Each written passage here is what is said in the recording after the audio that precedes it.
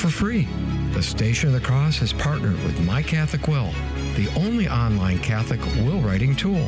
Our partnership allows you to secure your legacy of faith and give hope to future generations of Catholics. Using My Catholic Will to plan your legacy is simple and stress-free. In as little as 15 minutes, you can write your will. And the best part is that it's completely free to use. Visit thestationofthecross.com to start your will today. And please consider a legacy gift to the Station of the Cross. Your faith and values will be passed on to future generations. May God bless you and your family. Hi, beloved. This is Mother Miriam, and I want to make sure you know about the magnificent 25th anniversary celebration coming up for the Station of the Cross in Niagara Falls at the Convention Center on Saturday, August 24th. It's within walking distance of the falls, and it's just going to be an incredibly wonderful celebration. I will be there. I'll be giving a talk along with Raymond Arroyo, Candace Owens, Bishop Strickland, Jim Havens, Joe McLean, Father McTeague. It's going to be magnificent, a full day, including lunch, and then a separate wonderful gala dinner, sit-down dinner with the speakers at night with extra talks from Candace Owens and Raymond Arroyo. Go to thestationofthecross.com so you can register. Beloved, the seats are filling up. You know that every venue has a limit, so go now and register. Make your reservations. Hotel discounts are available, but it would be so wonderful to meet you and hug you there. This is a one-time special occasion, and I pray that you won't miss it. I look forward to seeing you there. God bless you. Sometimes we might be put in very difficult circumstances. Sometimes the circumstances might seem to be very conducive to holiness, but that really is a secondary question, what the circumstances are. It really depends on what our attitude is and what we want to do, again, in those circumstances, whether we want to see God's providence in those circumstances. How easily we make that excuse that if we were in different circumstances, I would practice virtue. If maybe I wasn't surrounded by so many annoying people, then I would be a patient person, but there's just too many difficult people in my life that make it impossible for me. You know, if I didn't have so many distractions in prayer, then I would be a man of great prayer, but there's just too many of them in my mind. I can't. If the circumstances were different, if I lived in a different time, in a different place, if the people in my life were different, then I would be different. We make these excuses and we become complacent. It's not the circumstances we're in, but what we do in them that determines whether we reach holiness or not. That's Sermons for Everyday Living from 6 to 7 a.m. Eastern on the Station of the Cross. Hi, Joe McLean here, host of A Catholic Take, heard on the Station of the Cross each weekday morning at 7 a.m. Eastern. A bold synthesis of information and inspiration, keeping you up to date on the news and issues that you may have missed from a courageous Catholic perspective. That's A Catholic Take, weekday morning, 7 a.m. right here on the Station of the Cross and the free iCatholic Radio mobile app. Download it today. God love you. At the Station of the Cross, we understand that life circumstances can affect your giving options, whether by moving or by switching banks and credit card numbers. Please let us know if recent changes have been made to your payment information so that we can better serve you as you continue to bless us with your financial support. Update your information today at thestationofthecross.com or by calling 1-877-888-6279, extension 104.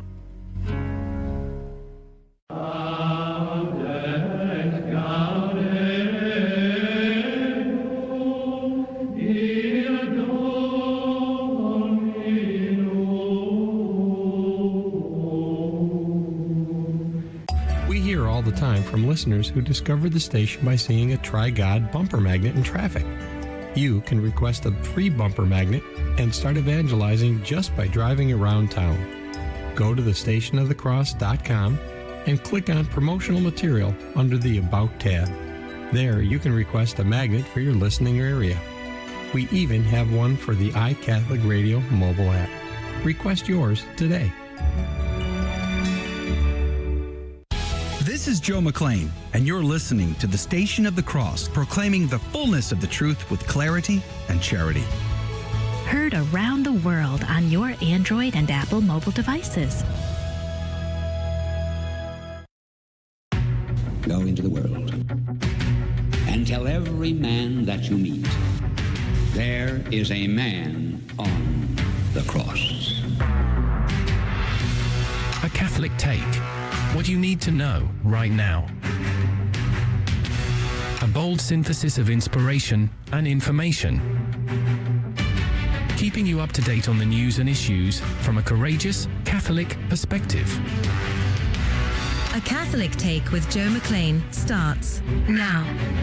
Praise be to Jesus Christ. Welcome back to A Catholic Take, a bold synthesis of information and inspiration. I'm your host, Joe McLean. It's great to be on with you. Praise be to God. It's Friday. You have survived the week. Congratulations. It's going to be a great show. And then before you go to your weekend and your honey-do list, we got several things to talk about to include this trend on Google right now, skyrocketing over the last 12 months.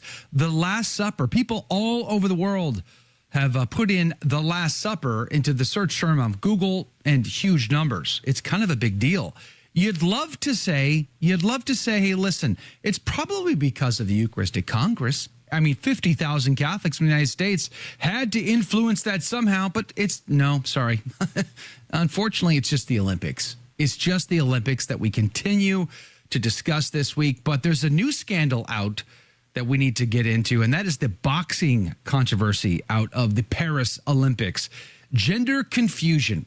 A female Italian boxer gets punched in the face by a genetic male boxer from Algeria, and she's hit so hard, it only takes 46 seconds for her to go, you know what, this ain't right. Takes off of her headgear, and she starts screaming, it's unjust. This is unjust. And that, my friends, is summarizing the Paris Olympics pretty darn well, I would argue.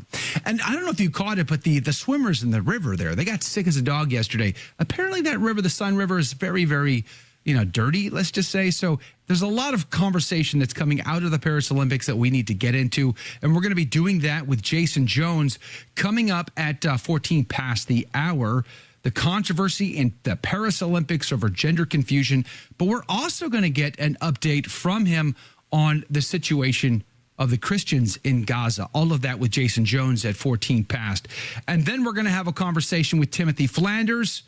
We're going to get his take on the Olympics, the Eucharistic Congress, the fruit of it, all of that and much, much more. He's from 1peter5.com. We're going to be putting links in the show notes for you over at thestationofthecross.com/ACT. And all of that and more in the program. Do share us with a friend, but let's pray. Let's get started. In the name of the Father, the Son, and the Holy Ghost. Amen. Remember, O most gracious Virgin Mary, that never was it known that anyone who fled to thy protection, implored thy help, or sought thine intercession was left unaided. Inspired by this confidence, I fly unto thee, O Virgin of Virgins, my mother. To thee do I come, before thee I stand sinful and sorrowful. O Mother of the Word incarnate, despise not my petitions, but in thy mercy hear and answer me.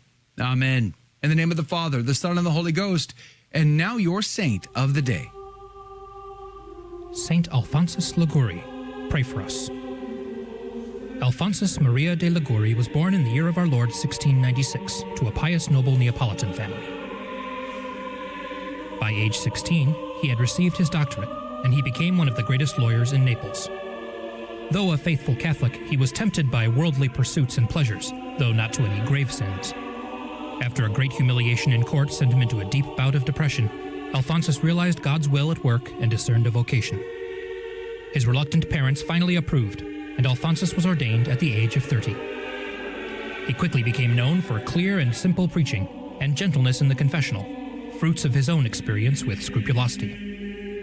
He founded the Congregation of the Most Holy Redeemer, or Redemptorists, and wrote not only great works of moral theology and Mariology, but also popular hymns and carols. He was made a bishop at nearly 70 years of age.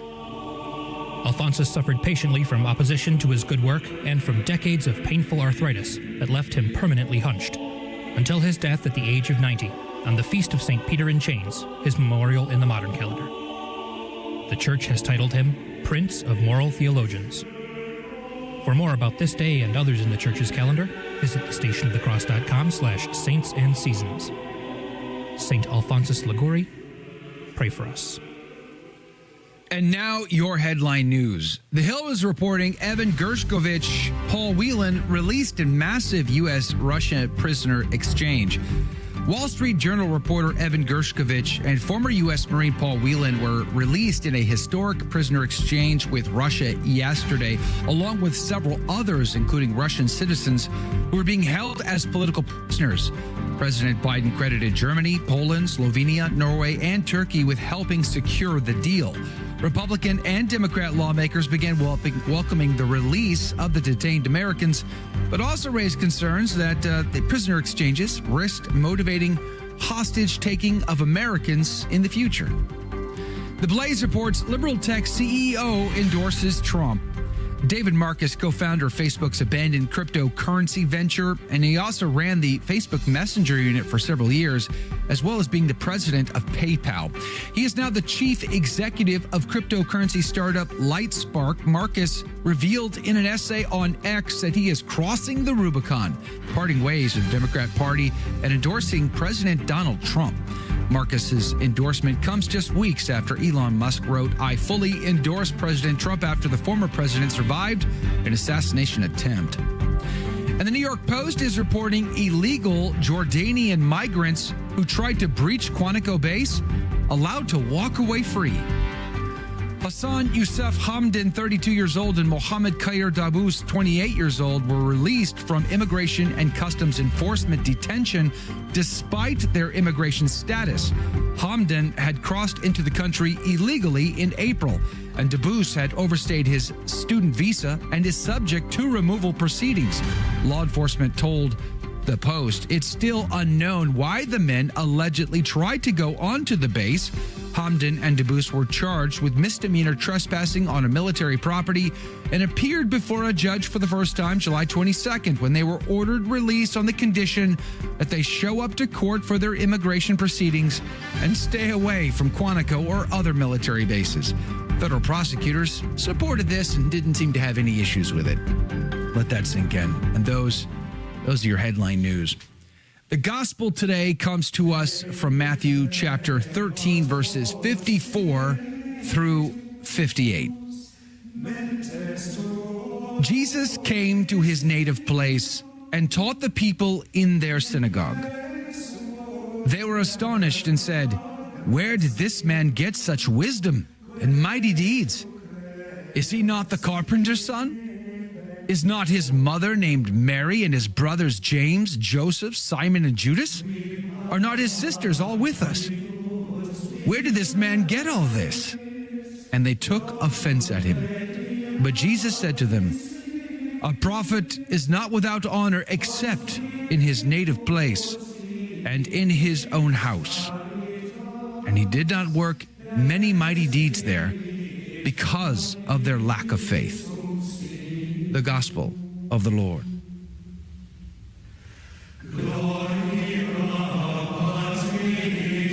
Praise to you, Lord Jesus Christ. The Haydock commentary today said, "Oh, how truly astonishing is the stupidity of the Nazarenes." I love that. It's so good. How truly astonishing is the stupidity of the Nazarenes. They wonder whence wisdom itself possesses wisdom, and virtue itself virtue. The reason is evident. They only considered him as the son of a carpenter, quoting St. Jerome there. You got to love the patron saint of curmudgeons, St. Jerome. Pray for us. Was not David the son of a husbandman, and Amos a shepherd? They should then have honored, the commentary goes on to say, they should have honored our Lord when they heard him speak in this manner. What wonderful mildness in Christ. Though calumniated and reviled, he still answers with the greatest humility and charity. Haydock goes on. Is not this the carpenter's son? I find carpenter in all translations through the Greek word, though the Greek word signifies in general a workman or a craftsman. The Latin is also a general word, which of itself signifies no more a carpenter than a smith. But the common belief of the faithful is that Saint Joseph was a carpenter, which may be confirmed by what Theodoret relates of one Libanius, under Julian the Apostate, who, asking scornfully of a holy man what the carpenter's son was doing at that time, the holy man made him a smart reply that he was making a coffin for Julian, who was killed not long after. His brethren, these were the children of Mary, the wife of Cleopas, sister of our Blessed Lady. And therefore, according to the usual style of the scripture, they were called brethren, that is, near relations to our Savior. The Catholic Commentary on Holy Scripture, writing back in the 50s, said this: his brethren are known to the people of Nazareth: James, Joseph, Simon, Jude. James is called brother of the Lord in Galatians 1:19. Nevertheless, he is certainly not a son of Our Lady, but of another Mary, the wife of Cleopas, who is also the mother of Joseph. If the first two named are only cousins, then surely the others are not closer relatives than these two, which are called brethren, are they? I know it can be hard. I've had those conversations with non-Catholics before. They say, but my translation says brother. It doesn't say cousins. It's because your translation's in English and not in the original. So maybe you should go back and actually study the original and the customs of the time. And you will learn quite clearly that these are not the actual brothers and sisters, but the kin of our Lord. Praise be to God. Hey, coming up after the break, Jason Jones is on the team. Let's have a conversation about gender confusion and the consequences of that at the Paris Olympics. It's coming up next. Don't go anywhere. We'll be right back. Ask a Priest Live, weekdays at 6 p.m. Eastern on the Station of the Cross. We'll bring you a different priest each weekday where you can participate in a live Q&A on the topics that matter. To get your question in for Father, call 1-877-511-5483 while the show is live. Email us anytime at priests@thestationofthecross.com or visit our show page at thestationofthecross.com/askapriest. This is Jesuit Father Robert McTagg, your daily host of the Catholic Current. Here's a special invitation on Friday at 5 p.m. Eastern to enjoy a digitally remastered episode. By popular demand, we're representing a favorite episode of Let's Talk About This and adding a brand new installment of Weekend Readiness. Don't miss out. Join us on the Catholic Current on Friday at 5 p.m. Eastern, coming to you from the Station of the Cross and the iCatholic Radio mobile app.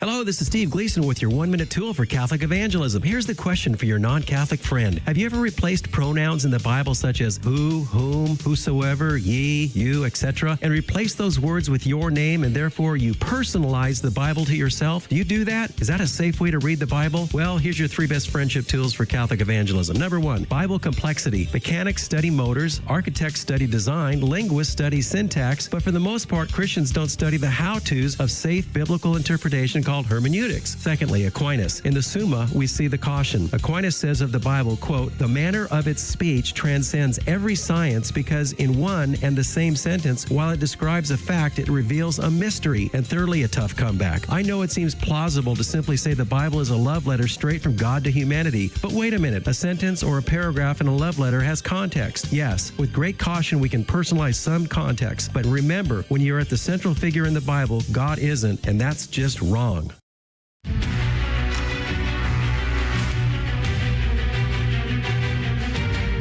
Praise be to Jesus Christ. Welcome back to A Catholic Take, a bold synthesis of information and inspiration. I'm your host, Joe McLean. It's great to be on with you. Praise be to God. Hey, coming up at 30 past the hour, Timothy Flanders from 1 Peter 5 is going to join us. You know, the term Last Supper is skyrocketing right now in Google searches from around the world. And, the last time we had Timothy on, we were talking to him from the Eucharistic Congress. We wanted to talk about sort of the fruits of that. We've had a couple of weeks to sort of process that event. And we wish that this trend was as a result of the Eucharistic Congress. But no, instead, it's really because of the Paris Olympics. So he's coming up at 30 past the hour. Do join us for that if you can. But, of course, there's a lot of people talking about the 46 seconds at the Paris Olympics the other day of a female Italian boxer getting punched so hard by a biological male that she took off her headgear and she fell to her knees. This is unjust. Her dreams shattered. trying to make her father proud there standing in that ring. It is unjust, but that's the world we live in. Jason Jones from the Vulnerable People Project joins us now to weigh in on this. Good morning to you, Jason. Thank you for your time. Oh, good to see you, Joe. Thanks for having me on. Praise be to God. You've been a fighter in your life. You've competed. You've spent a lot of time in the ring. What is your take on this story? Well, this is inevitable. Someone's going to die. And this poor woman having to take a knee like this. When you look at boxing, especially elite boxing, when you look at the weight divisions, sometimes for people who have never boxed before, it seems like there's an awful lot of weight divisions.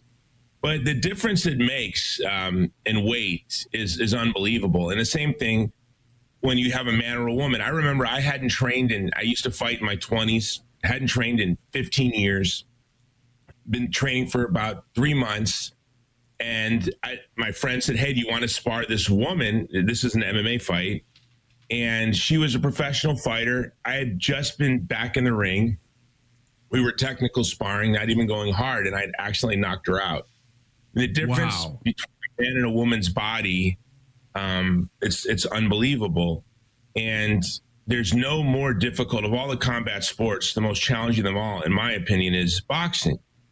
And to be in the pocket as a woman with a man, it's unbelievable. And I've watched a lot of these fights. I've watched a lot of the MMA fights where they have men in the ring with women, and boxing. And you can see the look on the woman boxer's face so many times. It's just kind of startled because they've never been hit with that kind of power before. But this is what happens when we allow ideology to drive us. And this is an exemplification of what leftist ideology is doing to our society. It's extremely dangerous. And I'm hoping this is the last Olympics. I didn't even know, Joe, I don't know about you. I didn't know. I thought we put this behind us. I didn't know they were still allowing men to compete against women. It's unbelievable. Yeah, I mean, when you look at the pictures of the transgendered boxer, there's no mistaking that this is a male. In fact, they did. I guess he's been tested. He's got XY chromosomes. He's definitely biological male. And yet they allowed him to get in the ring anyway, which is just the most bizarre thing in the world to me. I mean, yeah, I'm Catholic. I'm biased. I see the world through that lens. But where's the common sense filter that you're not going to take a physically, genetically stronger human being and put it up against a weaker? Don't you have weight classes for a reason? Like it just makes no sense, even from a common sense perspective. And yet I got to remind myself that this is the same people who gave us the opening ceremony of the most debauched display that we've seen in a while, I would argue, and we've seen quite a bit lately. I mean, we just live in such a bizarre world. What are we to make of all of that, Jason? Well, again, this is ideology. This is what happens when we allow ideology to drive policy. So you look at woke ideology that's not grounded in truth, leads to a woman getting pummeled in front of a global audience on television. But we can look at what the same sort of leftist ideology has done to sort of, in the Congo, we have thousands and thousands of Catholic children harvesting cobalt for Chinese companies to go into your Tesla battery. So we're destroying the environment in Central and South America and in Africa, where we're having children work in slave labor conditions, harvesting toxic cobalt. So you can feel good about your green car saving us from climate change that isn't real. This is, and I really think it all goes back to abortion. Once we as a society pretended that we didn't know when the biological beginning of human life was, we just see it spin out of control. Yeah, we seem to have lost our mind for sure. Is it possible to recover common sense? Yeah. What gives me hope is this sort of Gen Z or Gen Alpha. They call themselves based, and they've been the generation most brutalized by this, and in a way that we can't even begin to imagine. It's almost like a novelty to me at this point, but I can't imagine if I was in high school and forced to compete against a woman, or if I had to watch my sister get pummeled by a man. I can't imagine that my friends and I would have sat by and allowed that to happen in the 80s. But No, I think that this is just an ideological enthusiasm that, like all ideological enthusiasms, will pass. Do you think it's a case? Okay, so it's ideology, that's for sure. But is it a case that they are having to protect that ideology at all costs? In other words, like I have to imagine somebody at the Olympic Committee's like, this ain't right. Like this is just not correct. We should not be doing this. But because they have to protect that the ideology in the rest of society, in the rest of the world, outside of the games, that they just got to go with it no matter what the consequences are. Abortion has been a similar thing on Capitol Hill. Women have died at the hands of abortionists. Quite often it happens.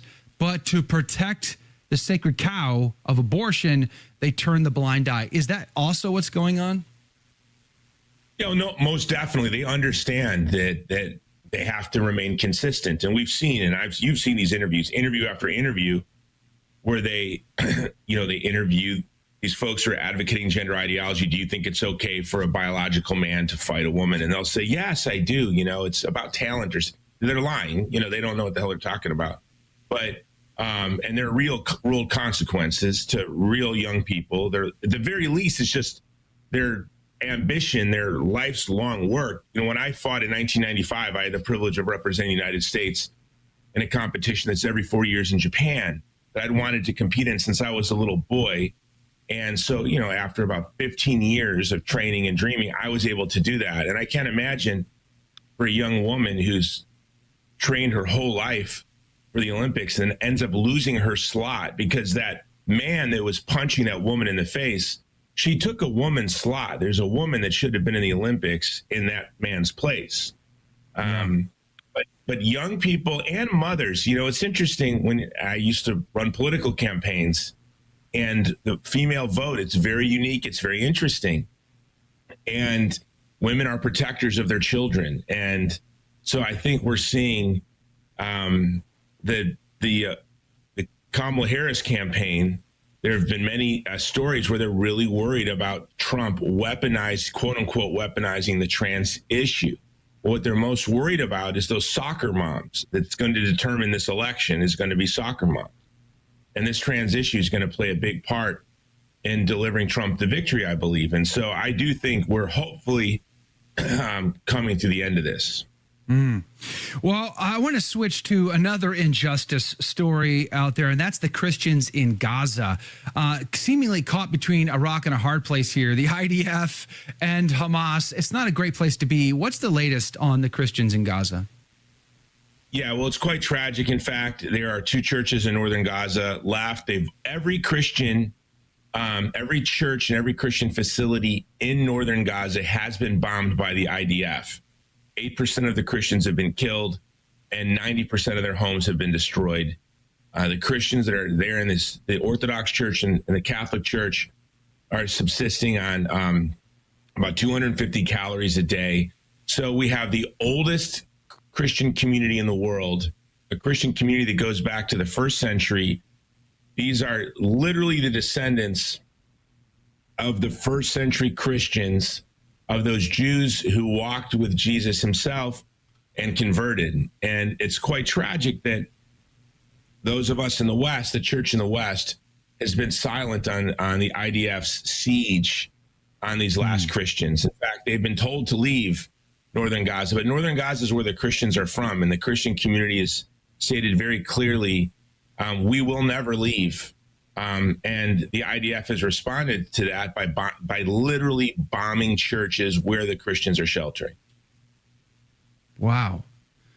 Why in the world would they? I mean, I get why you shouldn't leave. I get that. But at the same time, as a dad, as a husband, I'm like, I want to get my kids out of there. I want to get my family out of there. They stay there courageously so. But I mean, is it just because that's their home and they're refusing no matter what?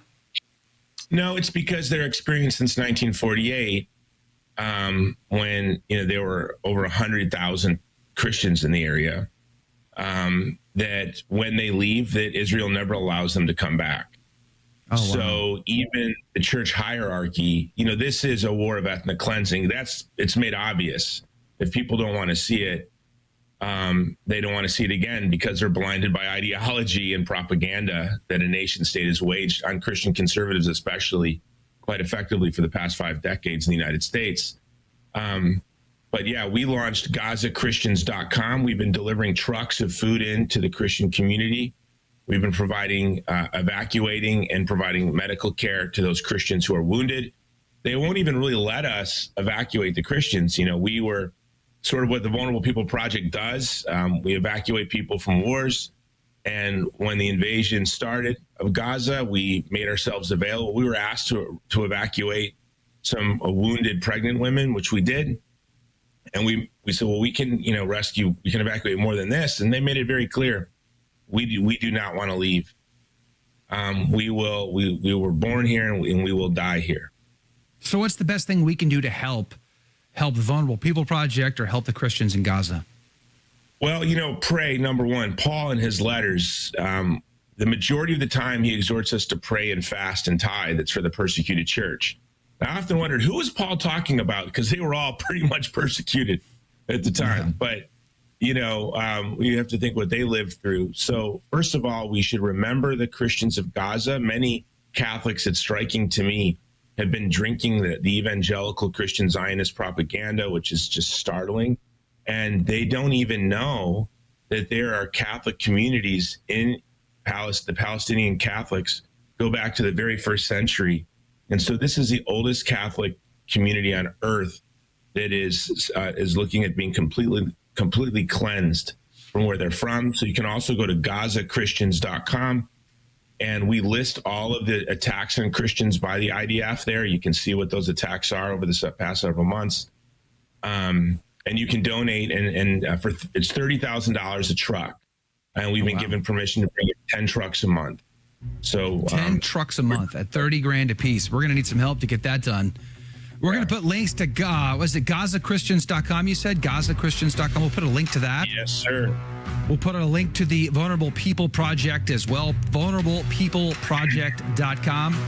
Great opportunity to step into the breach and help these people who are caught between Israel and Hamas. Not a fun place to be, but they're there and they're standing their ground. Praise be to God. Let's stand alongside with them. Jason Jones, you're always amazing. Love having you on. Thank you for getting up early today.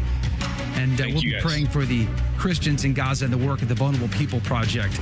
Coming up after the break, I got more breaking news and stories for you. And Timothy Flanders from 1 Peter 5. Let's talk about that trend on Google. Don't we wish it was the Eucharistic Congress? I do. I wish it was, but unfortunately it's not. More is headed your way next. Don't go anywhere. We'll be right back.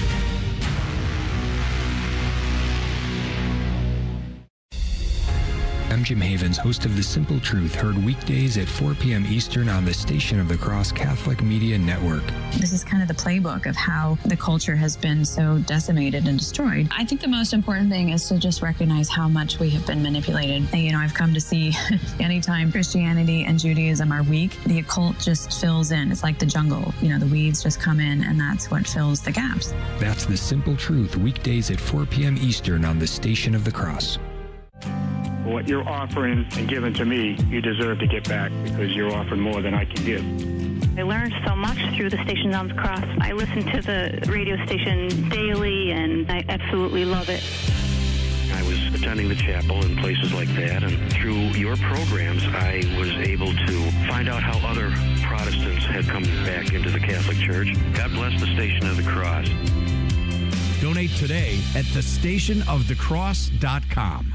Here at the Station of the Cross, we proudly bring the truths of the Catholic faith to countless listeners through radio and mobile devices, and we're grateful for the feedback we've received. It just really connected me to my faith. I always considered myself 100% Catholic, but didn't really realize that I wasn't fully practicing my faith, so I learned so much through the Stations on the Cross and began just getting deeper in my prayers and feeling just so much closer to God and so well-versed in learning more about the Bible and more about what actually it means to be Catholic. So it became very, very important to me, and I listen to the radio station daily, and I absolutely love it. I make it a regular practice of donating every time they have their fundraising, and just love it and wouldn't want it to ever go away. If you've been blessed by listening to the Station of the Cross, let us know. Call 1-877-888-6279, extension 112. Then share your testimonial with us.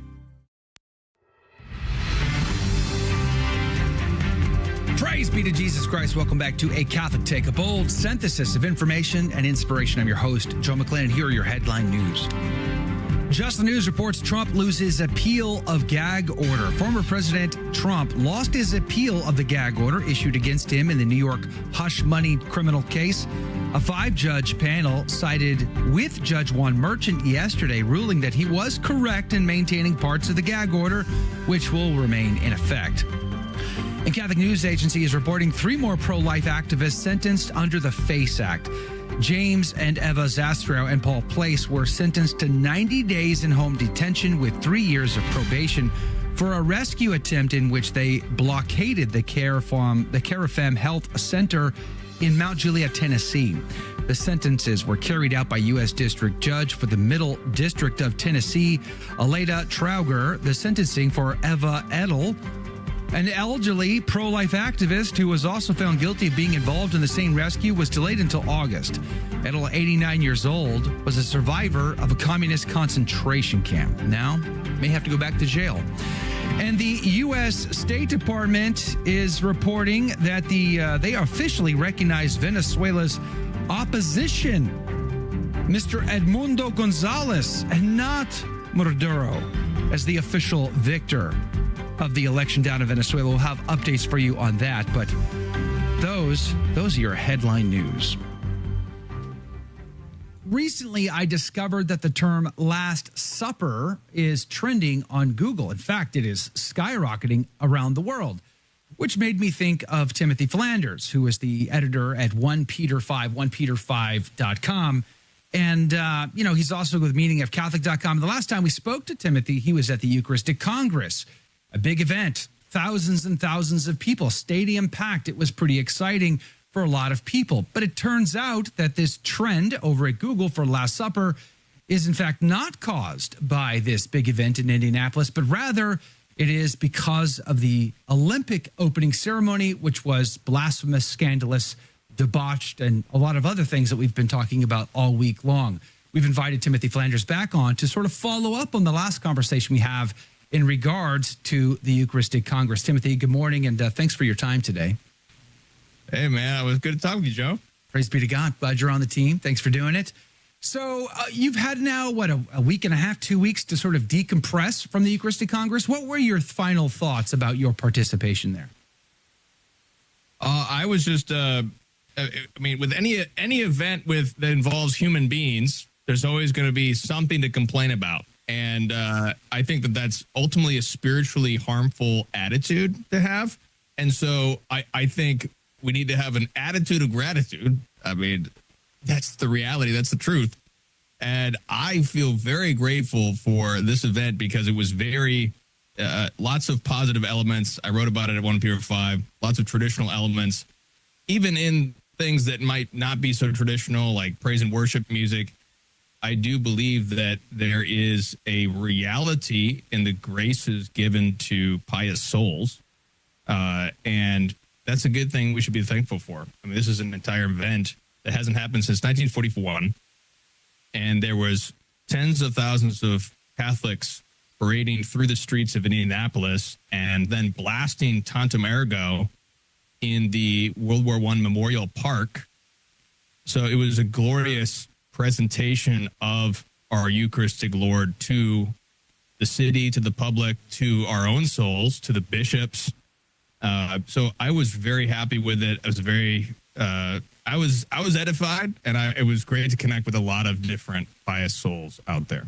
You were handing out that letter to those that were stopping by the booth. Overall, did you feel like you had a great opportunity to have some wonderful conversations with Catholics around the country about the traditional Latin Mass and hopefully garner even more support through bishops and priests? Yeah, it was really, I interacted with dozens of people. I had one single negative interaction among the dozens and dozens and dozens of people. Lots of seminarians love 1 Peter 5. I did talk to one bishop who was very supportive of the Latin Mass. He said, stay strong. You have a lot of support. We had a lot of priests and seminarians who got also connected with the Mass of the Ages program, which is training seminarians and priests to say the Latin Mass. Because they say, well, that's not illegal. It's not illegal to just learn how to do it. Right. You know? So we can just learn how to do it. And then whenever you guys give us permission, we'll be ready to go. That's their plan of action. And so all these priests and seminarians love that. It's great. They've really found a loophole, which is the perfect way to start going. So it's very, very positive. Lots of, there was Archbishop Cordileone. I think we talked about it. I mean, there was approximately 1,000 people at that Mass, and they all had to walk a mile in the heat to get there. So it was great. Wow. That's exciting. It really is exciting, especially when you think about how many people actually showed up. I mean, you hope and pray that many seeds were planted in their hearts and they'll grow in greater fervor and devotion and fidelity to Holy Mother Church, her traditions, her teachings, and then carry that back to their communities. This is all good news. It's all upside. But then we were confronted not long after with, of course, the July 13 assassination attempt to Donald Trump, which led into what seems to be a coup at the Biden White House administration. And then, of course, now we have the Olympic opener, which was incredibly blasphemous and scandalous. What were your thoughts about the Olympics?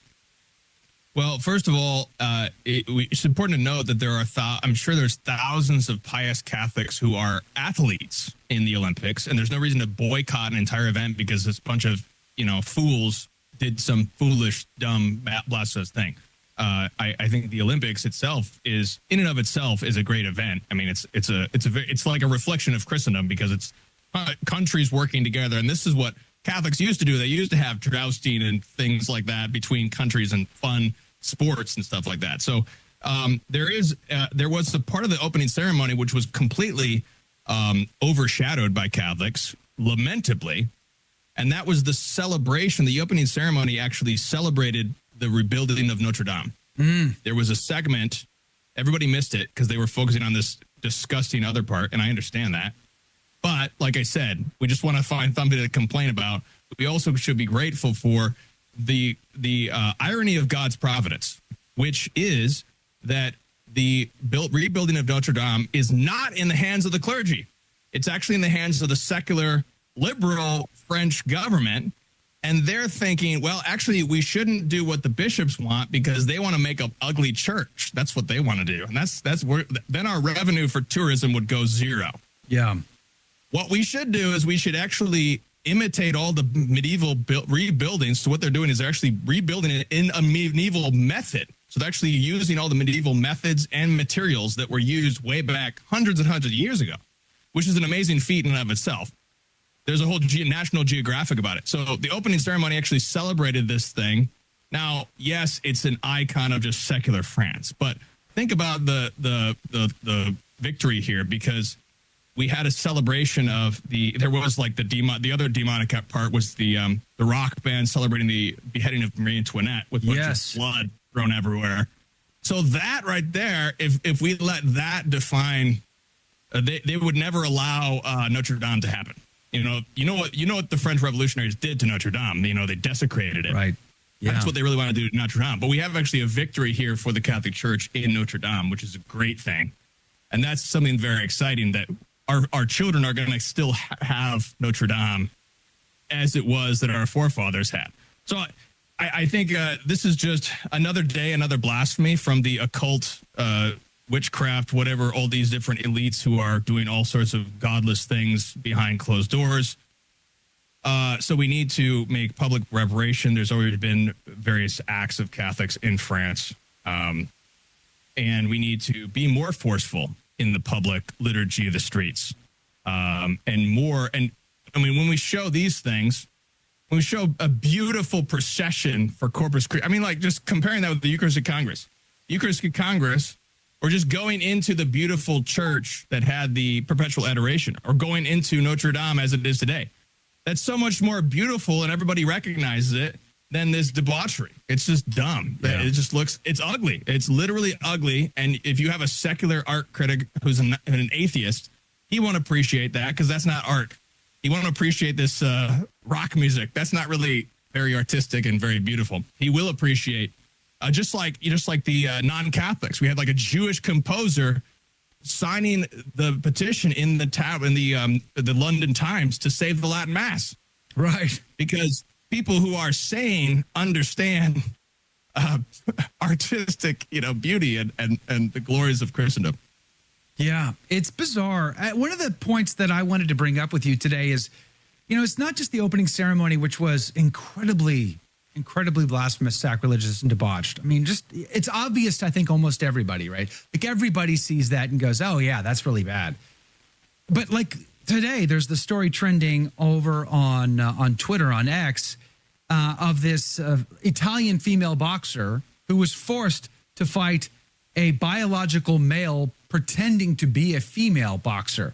She gets hit in the head so hard that she has to throw the fight before it gets worse. And then, she's crying because she wanted nothing more than to compete at her peak performance, do her best, etc. I mean, this is, I think, a symptom of a much greater problem in society, which takes me back to the Eucharistic Congress. It was a beautiful event. But something we talked about kind of before, we touched on before the last time you're on is, hey, listen, is this really going to be serious? Are we being serious about this? Do we really want to take back society? Do we really want to change things for the absolute good? Or just do we really want more of the same? And I think that's a big question that a lot of Catholics really don't want to face. They don't want to confront that. Do you think that the fruit of the Congress will really amount to significant changes on the whole in our country, let alone the world, especially in light of what we're seeing at these games or in our own backyards? Well, I think that the most important thing, we need to look at this whole question of changing the world in a Catholic way and not like President Trump might think of it or like we think about it in our modern period. Modern period, we look at something trending on X that's going to have, even if it has 100,000 people retweeting this thing, or even has 1 million views, that's a lot. But there's 300 million people in the United States. So we've got less than 1% of people are concerned about this thing. And in reality, when we look at something in a Catholic way, the way the Lord talks about the kingdom of God is a mustard seed. A mustard seed in a single soul. The Lord changed the entire world by sending 12 men out to conquer the world for Christ. That's how he conquered the world, because he used the mustard seed, because he knew that if you really plant the mustard seed will conquer the kingdoms. And he founded his church in these 12 men, and then they just converted these families. And they continued to convert families. And then there were two empires, the Roman and the Persian Empire, that were destroying them with the most vicious persecutions known to man at that point. And they just kept killing them, and they kept growing and growing. And then eventually they just conquered these various nations. That is the method of growth. And so I would say, yes, the Eucharistic Congress will bear fruit, but we need to look at it in the way that we have to look at it in our own parish first. That's the way we need to look at it. We through modern technology, you said before we got on air, you hate technology. Me too. That's right. One of the things that's problematic about technology is that we can see everything in the world that's going on today in the blink of an eye. But I would argue we don't really see what's really going on, because we see things on the surface and some things here and there, but what's really going on is the reality that we can experience in our local community, our local parish. That's the reality. And you can see a seed planted in a single soul, and that single soul can go on to influence 12 more souls. And then you have 12 more souls who are truly on fire, and they influence number of souls. But even at the same time, I want to emphasize it's not about numbers, because God is so glorified by one single saint. One single saint gives more glory to God than 1,000 souls or whatever. But it's not about the numbers. At the same time, I would say that ultimately the numbers, if there are greater numbers, that does influence a greater amount of cultural momentum and what is socially acceptable. But we're living in an unprecedented time where we have to deal with this whole internet, the social media, and all these influences. Yes, we do. Hold that thought. Timothy Flanders is our guest from 1peter5.com. We'll have more of that coming up after the break. And I've got I had a much bigger conversation. All of that will be posted. So go to thestationofthecross.com/ACT. Get on that insider email list and get the podcast. More is coming right after this break. We'll be right back. Share us with a friend. The Station of the Cross Catholic Media Network is dedicated to answering the critical need of access to quality, consistent, professional, and proven Catholic programming. We cannot rely on other media outlets to properly represent our church. Catholic radio reaches Catholics, non-Catholic Christians, and non-believers alike. As a nonprofit lay organization financially independent of your diocese, our apostolate is listener-supported. Unbelievers often reject religion because it sometimes causes conflict.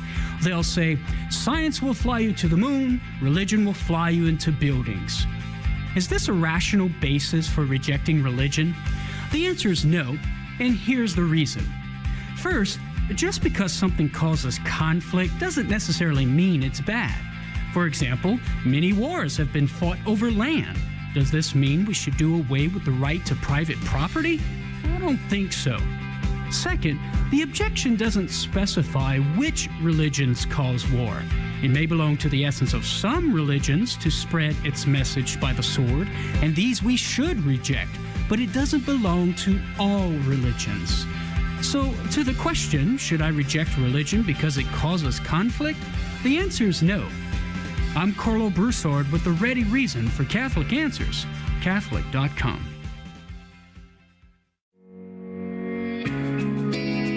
The Station of the Cross has many ways to keep you informed about our programming. You can view the highlights of our primetime programming schedule or the full 24/7 programming grid at both thestationofthecross.com or the free iCatholic Radio app. Just search under the Programming tab. Our website also offers a printable version for your convenience.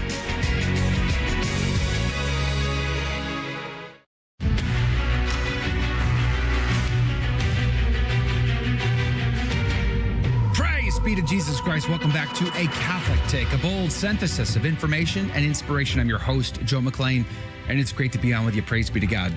Don't forget, you've only got about 8 days left to register for the big conference and gala dinner up in New York in Niagara Falls. August the 24th, big conference. I'm giving the very first talk of the conference, so you definitely got to get there early. We're going to have mass, but you got to get to there because you got to hear my talk. It's going to be called The Radical Choice. I'm going to be telling you stories there's a story I'm going to tell that I've never told any other talk I've ever given, and I've been giving talks for 20 years. So this ought to be fun, praise be to Jesus. So come hang out with us in Niagara Falls, August the 24th, big conference.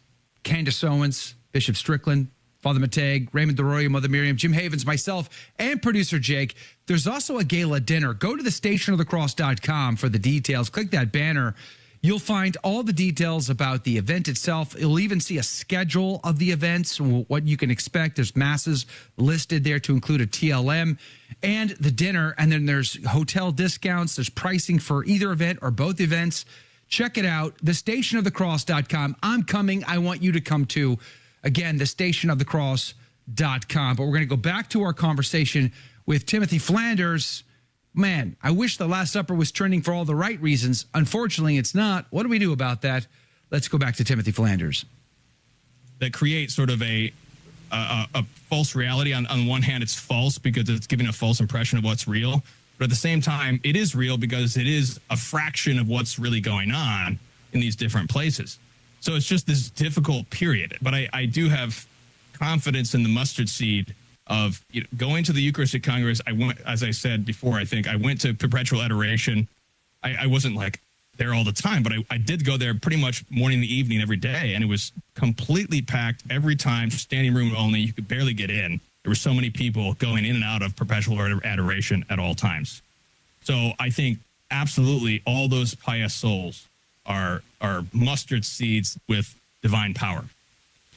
So let me ask you this. Do you think, I spend a lot of my time always looking at what's going on in the world, what are the conversations being had, who's saying what about this issue or that issue, inside the church, outside the church, and it can be a very difficult, negative place to be all the time. Do you think the average Catholic should spend all that much time paying attention to the scandals in the world, scandals in the church, etc.? No, I think most Catholics should not be reading the news or on social media or on the internet at all. You should be really concerned about your local community and plowing your field, as it were, because that's what's really real. That's your contact with the fullness of reality right there. When you go on the internet, you have a fraction of reality. Then your experience with reality is shrinking suddenly.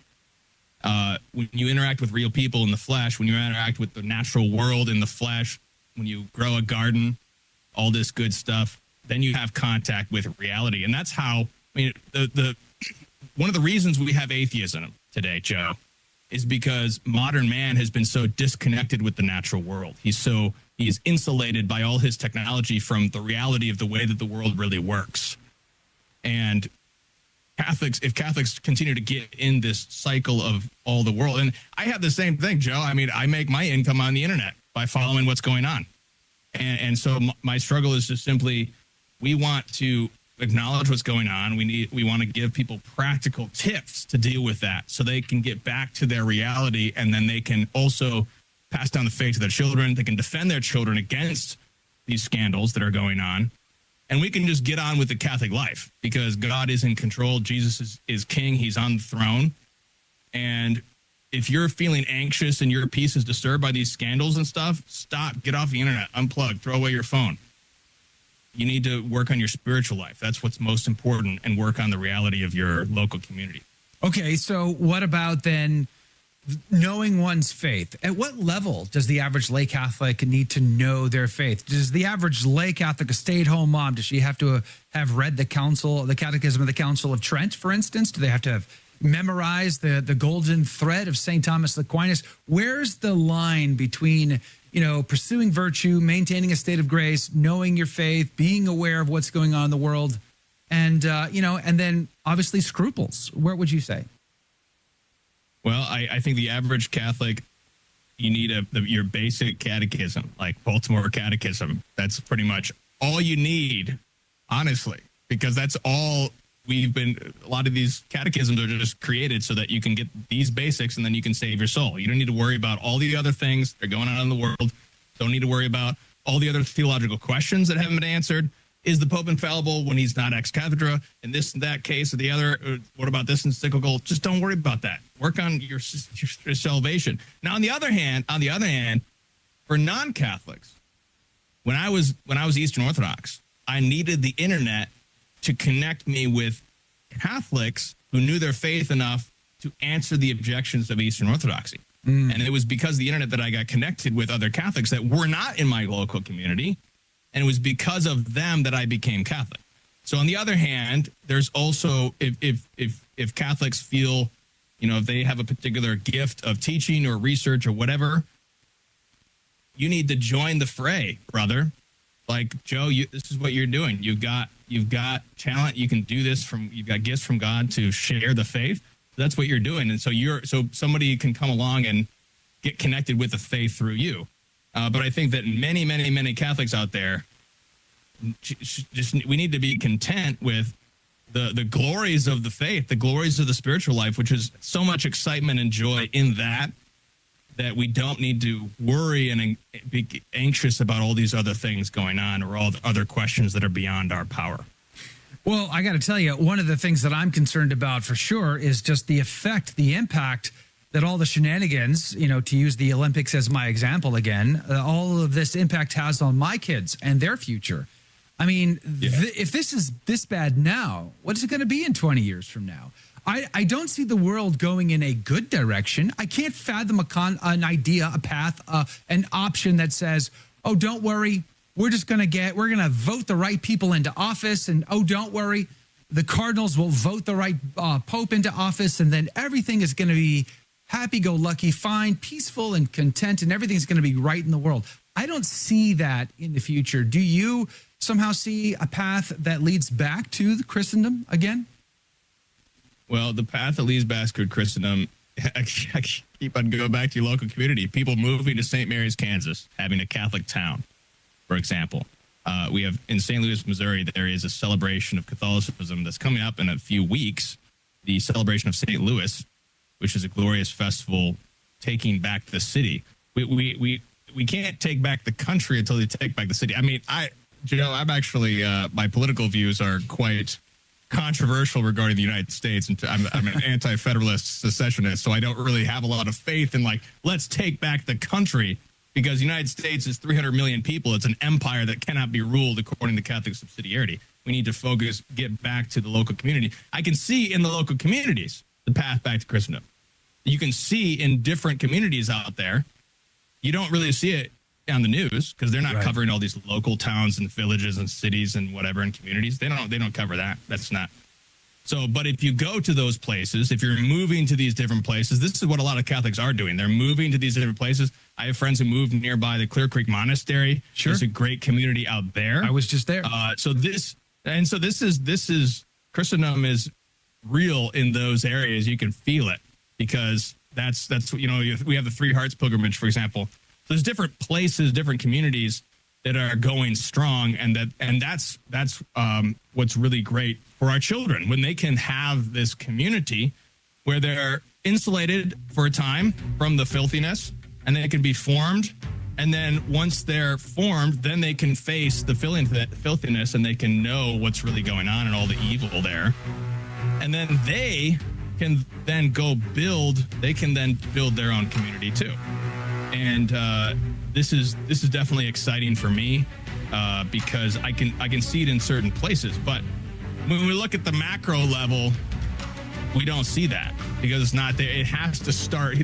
As I said, this is where the Lord founded his church, through families, communities, the cities, the towns, then to the nations. We're going to hold it there. There was a lot more in the conversation with Timothy Flanders. Make sure to be subscribed to the podcast or the email list. Go to thestationofthecross.com/ACT. I'll put out that video later on the YouTube channel and other places as well. We'll see you right back here Monday morning or in the after show on the live feed.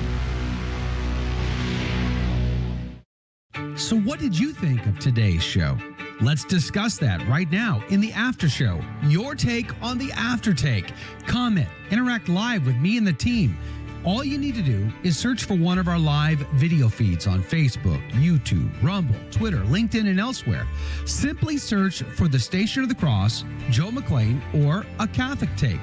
I'm looking forward to seeing you and interacting with you directly. It all starts right now. It's the after show. And we're back. Welcome to the after show, everyone. Hey, good morning, everybody. Praise be to God. Well, what do you think? What is your take on the boxer story in particular? I'd be very curious to get your opinion of the story. I know you've been leaving some comments. I'll try to read a few of those here in just a moment. I'm trying to get up the chat boxes here, get everything ready to go. But let me know in the box. Do you feel sorry for this Italian boxer? Some of you don't. I've seen some comments. Policicho, I'm looking at you, my friend. Mi amigo. She participated willingly. Maybe. Yeah, maybe. Maybe it's a case of you work your tail off, blood, sweat, and tears for years to get to this level, only to discover that you're going to go up against some trans dude that you never thought in a million years would ever happen. So the whole time you're like, just keep it quiet. Just you don't have to have an opinion on this, right? You're going to do the thing. You're doing your thing. It'll be fine. You can just go do your thing, win the gold. Everything's going to be great. Then all of a sudden you find out, oh, wait, hold up. They're going to make me fight a dude? Oh, man. If I say something, then they'll probably kick me out and label me a bigot or something, and then what do I do now? Mm-hmm. So I feel like the poor woman's stuck between a rock and a hard place. I don't know personally what she feels about the whole thing. Maybe she was playing it safe, hoping for the best, and it didn't work. I don't know. Let me know what you think. James 16897. Damon, good morning to you. T-Storm, good morning. Praise be to God. Welcome to the team. Glad you're here. Sharon is here. Sharon, praying for your health today. Paul, good morning to you. Karen Annie Bashaw, good morning to you. Trad Jack Burton is here. Poor Trad Jack, this poor guy, wearing his wool in the summer heat, says in her media appearance after the match, I'm pretty sure that the Italian boxer refused to condemn any of the trans agenda and simply talked about the pain of the punch. Hard to have sympathy on it for someone who complains when I'm in a hole and then gets upset when you try to take away their shovel. I guess. Yvonne, good morning. Good morning. Good morning. Praise be to God. Sci-Fi Mike is here as well. Janice, Becky Hansen, good morning to you. Good morning. Praise be to God. She says, the previous guest did say IDF was cleansing the land of Christians. I'm going to be honest. I slept horrible, so words are hard this morning. Yes, it's true. This is a hard thing because you're given one of two options, right? You're either 100% on Team Israel or you're 100% Team Hamas, Hezbollah, Iran, or whatever, right? Like those are the options. You're never allowed a middle ground. I always choose that middle ground. The Christians are the ones stuck in between. In the Holy Land right now, Israel is trying to tax all holy sites. Hasidic Jews harass. Criminals are harassing Christians at the holy sites in Israel right now. And it's getting worse. It's getting worse. It's not like a rare thing. It's very common. And the police, investigators, they turn the cheek. That like, hey, well, hey. Like, it's a problem. There is a clear bias against Christians in the Holy Land right now. And yet, evangelicals, man, they're still on that team hardcore, that you can do no wrong kind of a thing. It's a problem. One does not need to be anti-Semitic to say, I have issues with the way the Israeli government treats Christians in the Holy Land. These things aren't connected at the hip. Jen Nugent, good morning to you. Becky, again, good morning to you. Says, I disagree respectfully. We have to know. Well, hold on. What was it? I have to know what is happening in the church. If you don't feel anger, not so much anxiety, when our faith in God is offended, how do we defend? How do we stand up for God and defend him and our faith? It is good. Is it good to sit online? No. I think the conversations going on in the church or what happened at the Olympics helps us grow closer to God. I was confirmed to be a warrior for God. I can't do that if I don't know what's going on. I agree with you, Becky. I do believe there's a balance, though. I believe that if you spend some time researching what's going on in the world and staying informed, I believe you ought to be doing that. You ought to spend more time growing in faith and virtue, right? Like there should just be a check and a balance there. But I definitely agree that you need to know what's going on. If all you did was tend your crops, eventually when the jackbooted thugs show up at your gate to come onto your land and take it all away from you, you won't know why.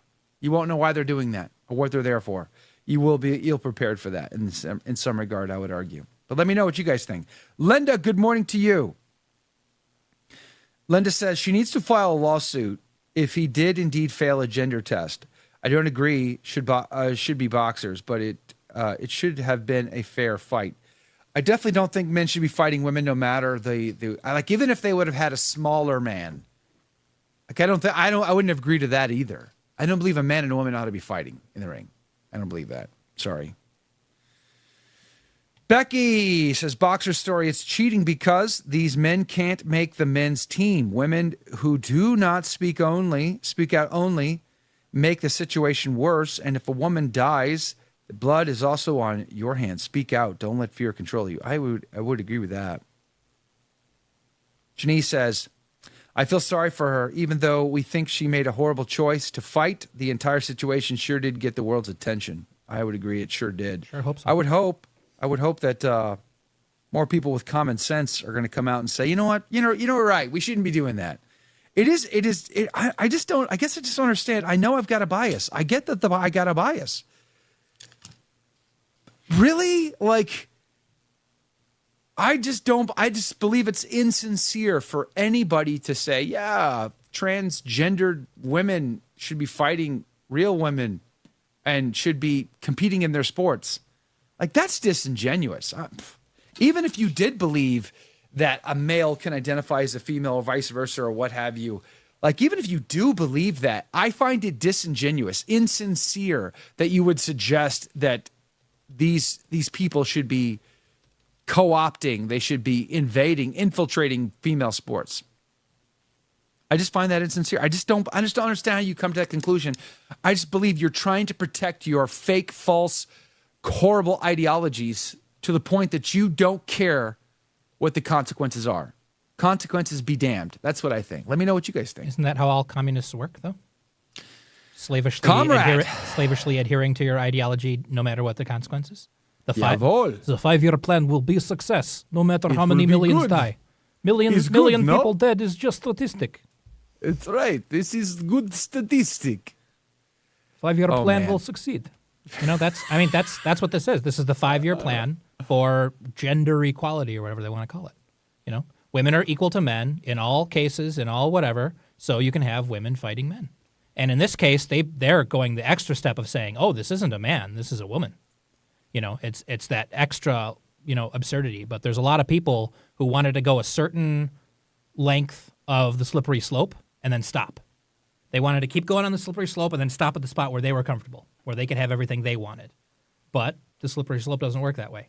And that's where a lot of these people are coming from, where you have a lot of feminists, like, basically resisting this because, they're resisting it on feminism grounds of this is male cruelty against women. The point is that they're going to have to say, I can't vote for the feminist party anymore because they're going beyond. What are they going to vote for, come November? Are they going to vote for the transgenderism party, or are they going to actually break that conditioning and not vote? At the very least, withhold their vote, from that party that they've been voting for all along, because for a long time it was the feminism party against evil right-wing misogyny, but now it's the transgenderism party. Are they going to change or are they not going to change? And that's where I have a hard time having sympathy for.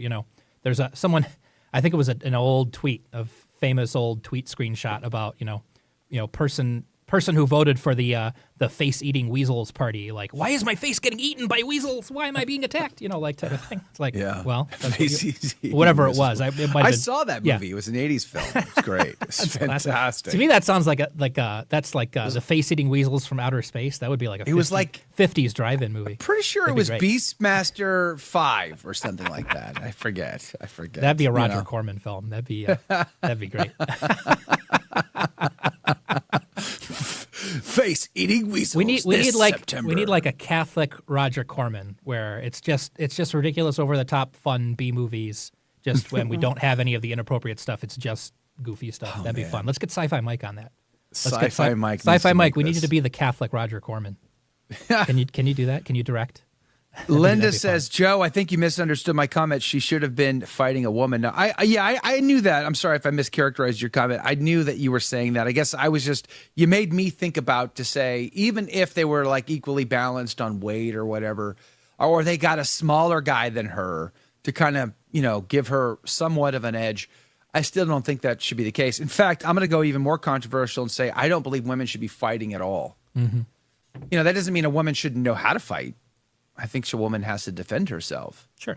But I personally don't believe women ought to be in the ring in a competition. And even a lot of female fight training now is totally convinced and brainwashed by Hollywood movies that with just the right amount of skill, this tiny 90-pound soaking wet woman can defeat five thugs, with her skills, because they saw, Black Widow in a Marvel movie do it. I got into an argument. A lot of fighting is fighting classes and self-defense classes are kind of brainwashed by that. Not all of them, but a lot of them are. Yeah, I'm just I'm not a fan of women in combat roles, women in, fighting combat competition, fighting combat in reality and war. I'm not a fan of that. I don't believe that's where women ought to be. That's not their role. That's not their job.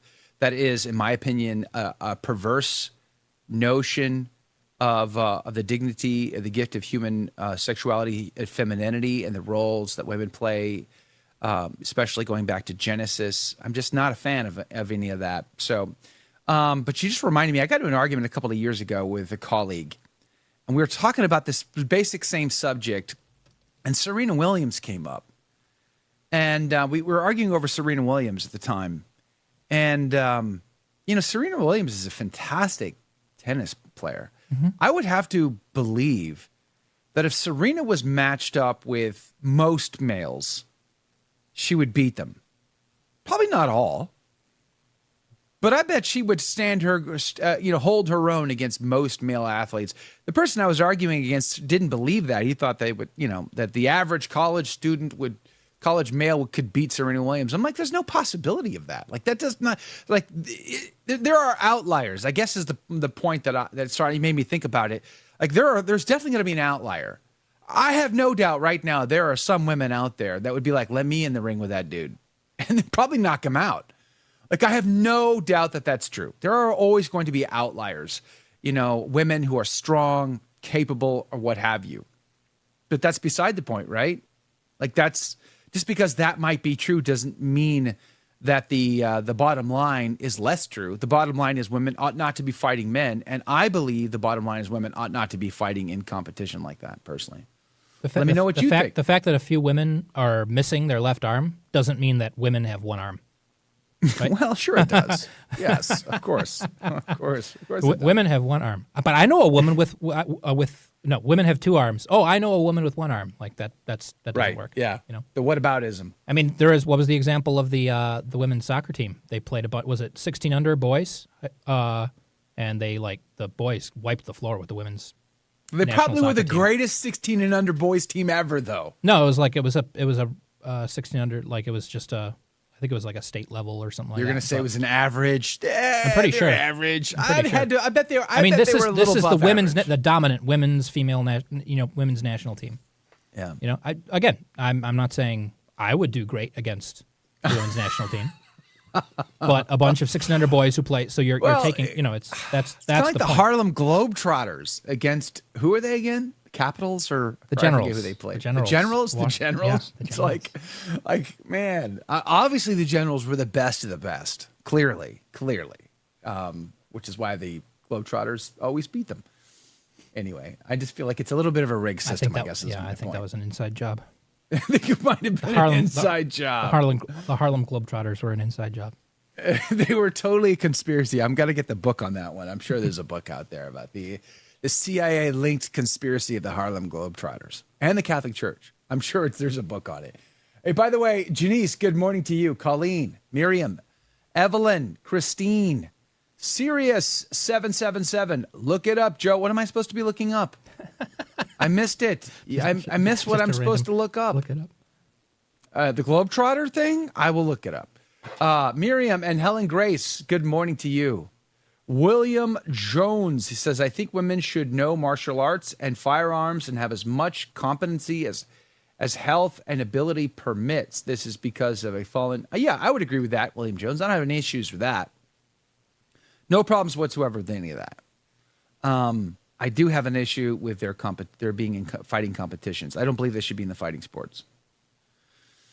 Christine Dion, artist, good morning to you. Remember G.I. Jane? I do remember G.I. Jane. Do you remember that Jim Caviezel was in G.I. Jane? Dumb. Oh, Aragon was in G.I. Jane. Remember Aragon? Yeah, that's Aragorn? Aragorn? Aragorn. That's not that surprising. Aragon is a gas that comes out of granite. Aragorn is the king. I think that's Argon. Aragon is that kid's book about dragons, I think. See, now I'm totally confused. No, what's his name? What is the actor's name? Viggo Mortensen. Viggo Mortensen. Viggo the Carpathian. Incredibly talented guy. He speaks Spanish fluently. Oh yeah. He acted in a film, a Spanish film in Spanish. The whole film he spoke in Spanish. Mm-hmm. He played like a Spanish mercenary. The film was beautifully filmed, like fantastic cinematography, top-notch, highest quality you can imagine. Unfortunately, the film has got issues, so I couldn't recommend it to my audience, from a moral standpoint. But I mean, the guy's got talent, Vigo. But he was in that film.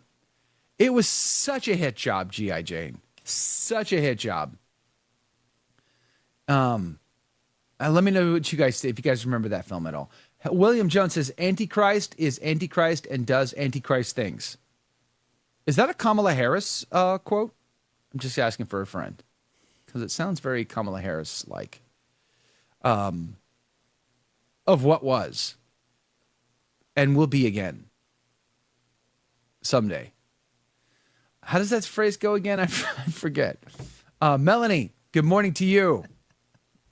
Sirius says, pray the rosary, Our Lady of Fatima, 1917. Yay and amen. By the way, speaking of 1917, can I give you another book recommendation? Get Warren Carroll's book on the 1917. It is fantastic. It's this big. It's just great. If you don't have it in your collection, shame on you. Turn in your Catholic card right now. You need to have it in your collection. It's just so good. Lost Creole, good morning. Robert Stevenson, without God's direction, intervention, we are in big trouble. I would agree with that. Happy Friday to you, by the way. Thanks for being on the team today. I'm scrolling backwards. Kilroy Jones, good morning to you. Improximus, good morning to you. There seems to be a disconnect between the Eucharist as the Blessed Sacrament and the Eucharist at Mass. I would say there's big disconnects in that regard for the world, for sure. For sure. Let's see here. Chesty, Semper Fi. God bless you, my friend. Thanks for stopping by. Appreciate having you on the team today. Sci-Fi Mike is here. Boy, the comments are so far away from me. William Shatner was in a film that was in Esperanza. William Shatner speaks Spanish. What? Esperanto. He was in a film that was all in Esperanto. Do you remember Esperanto? No. The globalist language, the attempt at globalist language. What film was this? What are we talking about? It's pretty obscure as far as I know, but no one knows the movie. Everyone just knows that he was in it. It was a movie where the entire film was in Esperanto. Like he learned the Esperanto language. Yes. Oh, here we go. Wikipedia has a list of Esperanto language films. You put it on screen? Do I? I don't know. Or Simulink, I suppose I could put it on. I just looked up Esperanto films or film. Esperanto film. Incubus, a low-budget black and white horror film directed by the creator of The Outer Limits and starring William Shatner. Though the film is admired for its stark artistry, many Esperantists find that the actors spoke with poor pronunciation. No, you don't say. Are you saying that William Shatner... Did I get that? Is this right? Is this correct? I don't know if I found it correctly. Mispronounced. Esperanto. Is a Mexican-American in television... No, this is not it. Esperanto? How do you spell Esperanto? Esperanto. Yeah, there's Esperanto Filmoi. That's something else. Esperanto film. List of Wikipedia. Esperanto language films. Yep. 4 feature films known to have been shot exclusively in the constructed language Esperanto. Who would bother with this? Who in the world would bother with that? By the way, that kind of reminds me.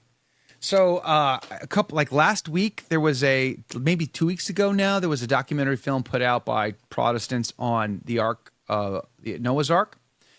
And, again, I like the evidence that they bring up and, the bullet points of, this is a fascinating piece of tidbitted fact, you should consider this, or they've got a bunch of them and they're very, very fascinating. They make your mind wonder.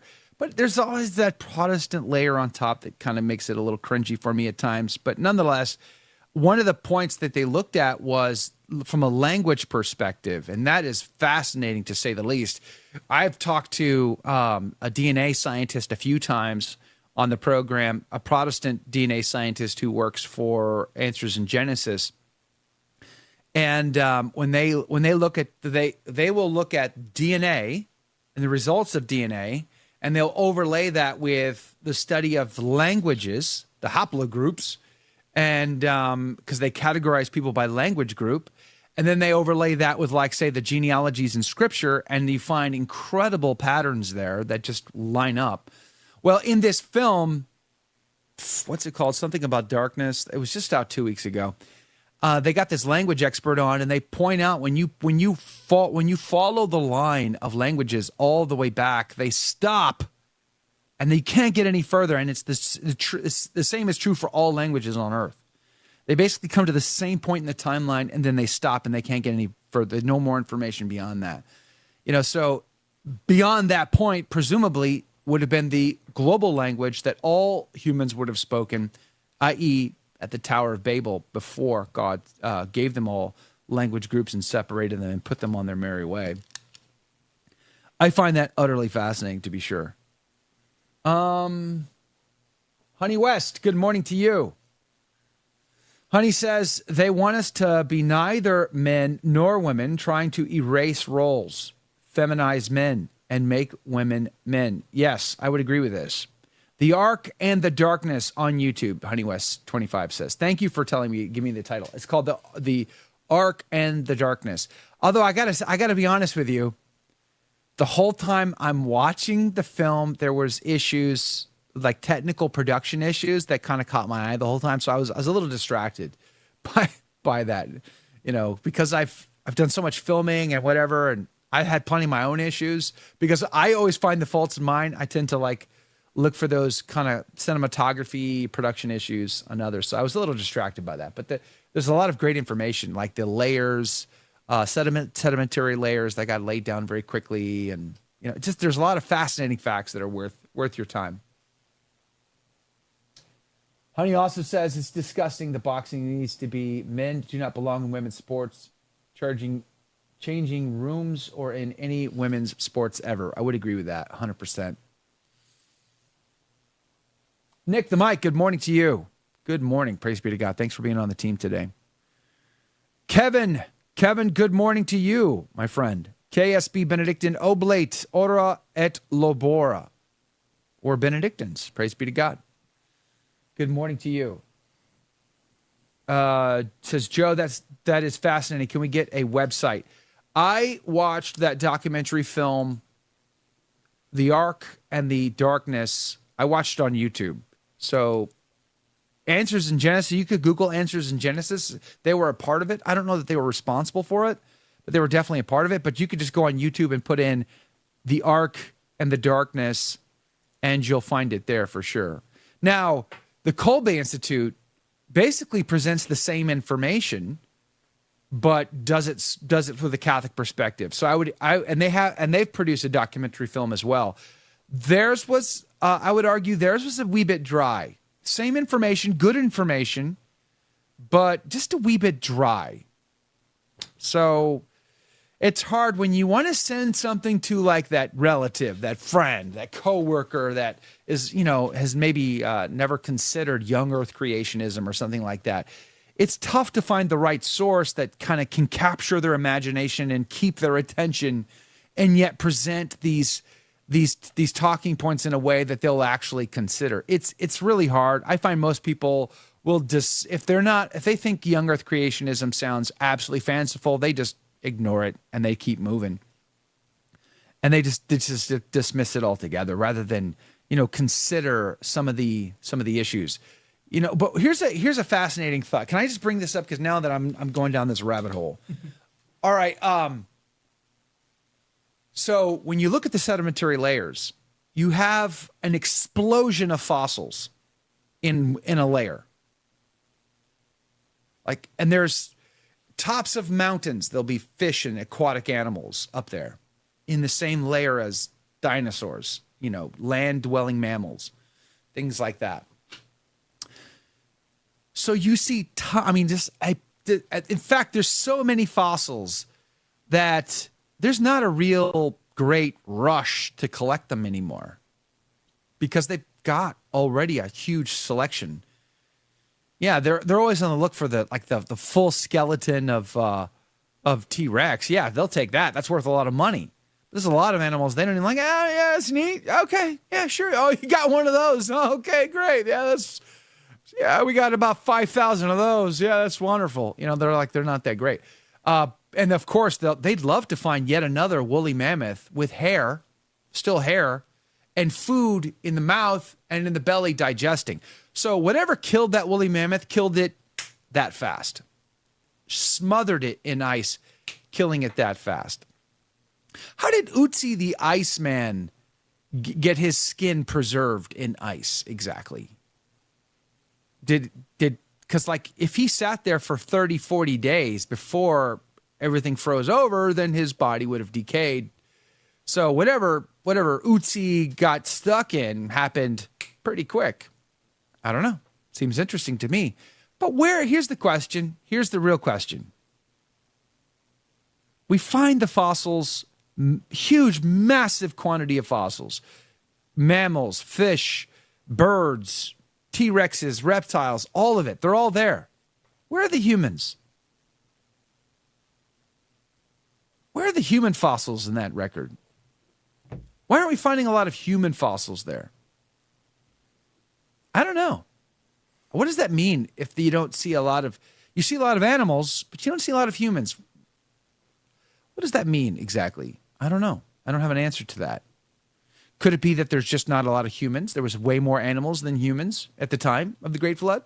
Maybe. Maybe. But only 8 people were saved. The rest died. The rest died because they drowned? Were they eaten by sharks, eaten by aquatic animals, and their bodies just, gone forever? They didn't get settled into the aquatic layer? Maybe. But one of the points in this movie, the Ark in the Darkness, is they point out this ridge in the ocean that goes around the earth and how it split open. And the depth, when this thing split open, the water rose, a couple of miles. I forget how long they said. Like the ocean did rise, sweeping the planet with colossal tsunamis that covered continents in just a matter of moments. And, it's a fascinating thing to consider. The fact that you have preserved fossilized trees that are vertical and the layers go up like this, that's impossible today. If a tree dies, it's going to fall over and rot and decay, maybe fall on your house in the process as well. It's never going to fossilize. Nothing fossilizes anymore, generally speaking. There are exceptions to this rule. But generally speaking, things don't fossilize anymore. Why do we get such a plethora of fossilization and now we kind of don't? Why? What's different? What's changed? These are things I think people should ponder. They're fascinating. Maybe there are solid answers to these. Maybe. But I think most people don't even consider them. So anyway, let me know what you think.